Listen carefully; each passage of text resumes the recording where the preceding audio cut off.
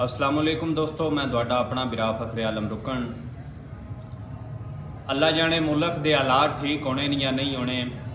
कम माशाअल्लाह बड़ा बेहतरीन हो रहा है। तुसीं चेक कर रहे हो, बहुत हद तिकड़े कम ठीक है ते कम चांस विच गलत है। अच्छा ठीक है, इस वजह तो कुछ अरसा की कोई दिन पहलो साडे इलाके जिला मंडी बाउलदीन दे विच डफर दी एक बच्ची रुकन स्कूल पढ़न आई है। वो जदों स्कूल तो फारग होकर अपना घर जा रही सी ते बाजार दे विच एक्सीडेंट होया उसका ते बच्ची थां ते इंतकाल कर गई।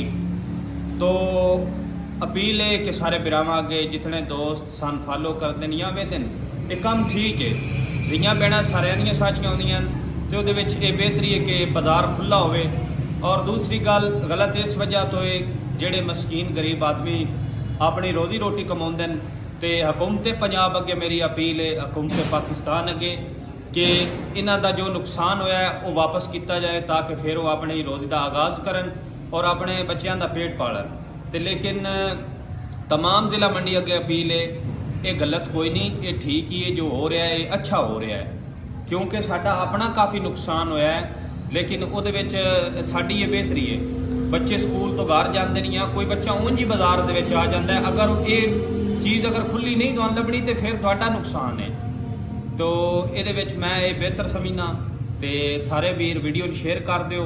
बाकी इंशाअल्लाह तुहाडे नाल मुलाकात होंदी रही। ये वीडियो तुसीं थल्ले वेहदे पिओ ना जो चलदियां पियां, ये नुकसान नहीं, ये ठीक हो रहा है। तो वजह मतलब है कि अपना बाजार खुला होवे और अपना इलाका खूबसूरत होवे। यार साडा पाकिस्तान भी खूबसूरत ही होना चाहिए, ठीक है। हर जगह ऑपरेशन हो रहे हैं, लेकिन मैं हुकूमत पंजाब अगे फिर ये अपील करदा हुकूमत पंजाब अगे कि जो गरीब मस्कीन का नुकसान होया है या जिन्हां दे रक्शे वगैरह या जिन्हां दी गड्डियां छड्डियां गौरमेंट नुकसान पहुँचाया उन्हां दा हल कढ़िया जाए तो बाकी उन्हां दी हैल्प की जाए। बाकी मेहरबानी वीडियो नूं शेयर करके तो इंशाअल्लाह साडे नाल जुड़े रहे, साडे पेज या यूट्यूब नूं फॉलो कर लो। Love you.